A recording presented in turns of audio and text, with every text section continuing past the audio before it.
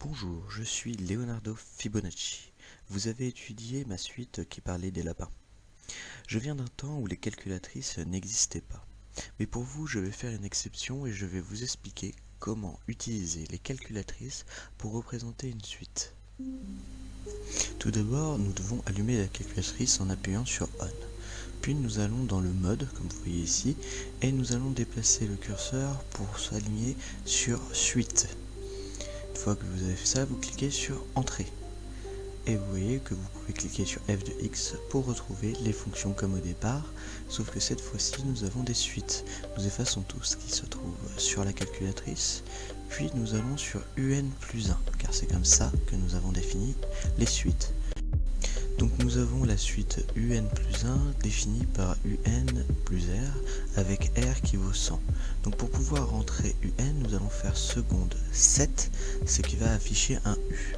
Nous allons ensuite mettre des parenthèses et appuyer sur la touche XθN pour pouvoir afficher un N.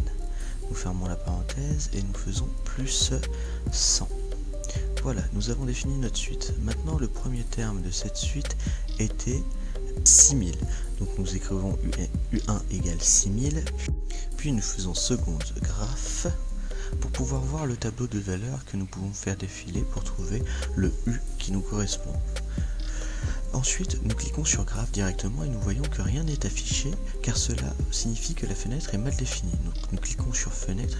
Donc nous déplaçons le curseur pour trouver Xmin que nous allons mettre à 0, puis Xmax que nous allons mettre à 10 et enfin Ymin à 6000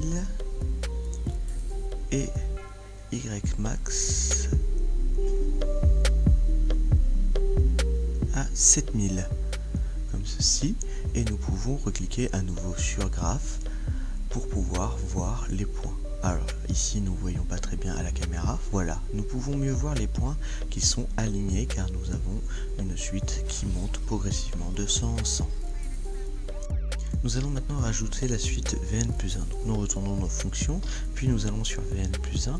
Pour ajouter Vn, nous faisons seconde 8 et nous avons Vn plus 1 qui est égal à Vn fois 1,05. Puis nous ajoutons V1 qui est égal à 4800. Nous allons ensuite voir le tableau, comment définir le tableau. Donc nous allons mettre que le premier terme du tableau sera 1 et que la distance entre les deux tableaux, entre chaque terme du tableau, sera 1. Donc nous faisons seconde graphe et nous pouvons voir les deux tableaux.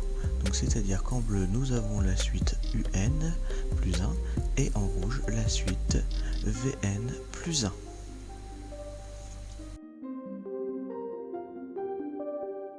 Maintenant, si nous regardons le graphique, nous pouvons voir que nous avons la courbe bleue, mais la courbe rouge n'est pas entièrement définie, donc il faut redéfinir notre fenêtre. Pour cela, nous cliquons sur fenêtre, puis nous allons changer les valeurs de Ymin et Ymax, car les autres valeurs n'ont pas changé.